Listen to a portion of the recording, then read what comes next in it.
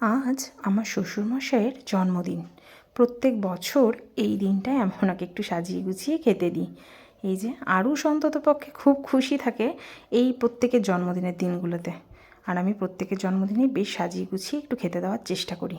তবে শ্বশুরমশাইয়ের জন্মদিনে এই যে আরুষ দাদুর জন্য একটা গিফট নিয়ে এসেছে।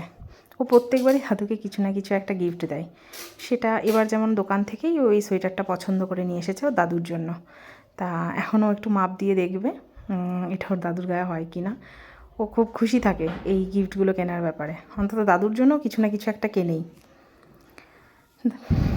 বাবুর জন্মদিনে আমি সব রান্নার পারমিশন পেলেও এই পায়েস রান্নার পারমিশন কিন্তু আমি পাই না। পায়েস রান্নাটার পারমিশন প্রত্যেকবার কিন্তু দিদির থাকে, আর দিদি বেশ মনে করে দায়িত্ব নিয়ে এই পায়েসটা কিন্তু পাঠিয়ে দেয়। এটা প্রত্যেকবার দিদির অধিকার। আমি অবশ্যই এই অধিকারে কখনো ভাগ বসানোর চেষ্টাও করিনি। এই যে দাদুকে পায়েস খাইয়ে এখন দাদুর পাত থেকে একটু খেতে হবে। তাই মাংস খেতে গিয়ে মাংসতে তো প্রচণ্ড গরম লেগেছে।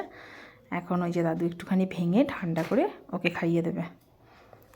তবে বাবুর এবার মনটা একটু খারাপ, কারণ দিদি এবার আসতে পারেনি। অন্যবার দিদি নিজেই এসে পায়েসটা খাইয়ে দিয়ে যায়, আর এবার দিদি একটু অসুবিধার কারণে আসতে পারেনি। তো ওই জন্য একটু মনটা একটু খারাপই ছিল। খেতে বসেও বারবার দিদির কথা বলছিল, মেয়েটা আসবে না, মেয়েটা আসবে না। এখন আমার শাশুড়ি মা বলছে আমার একটু ভালো করে ভিডিও করো তো, আমি একটু পায়েস খাওয়াবো।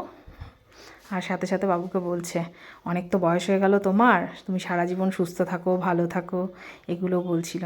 সত্যি মানুষের যখন বয়স বাড়ে তখন এই দিনগুলো আনন্দের পাশাপাশি একটু করে দুঃখও দেয়। তো সকলে আমার শ্বশুরমশাইয়ের জন্য শুভকামনা প্রার্থনা করবেন।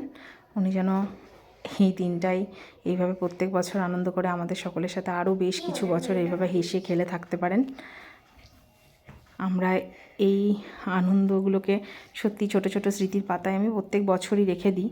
হয়তো সব সময় ছবি ছাড়া নয়, তবুও আমি গত বছরও ছবি ছেড়েছিলাম। ওকে, টাটা তাহলে, বাই বাই।